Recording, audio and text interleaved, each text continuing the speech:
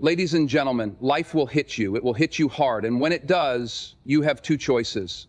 Let it break you or let it build you. I know what it feels like to struggle, to doubt yourself, to wonder if you're even on the right path. But let me tell you something. Pain is temporary, but quitting lasts forever. Life has a way of testing us in ways we never expect. One moment, everything seems to be going well, and the next, we are faced with challenges that shake us to our core. It is in these moments, when life hits the hardest, that we discover who we truly are.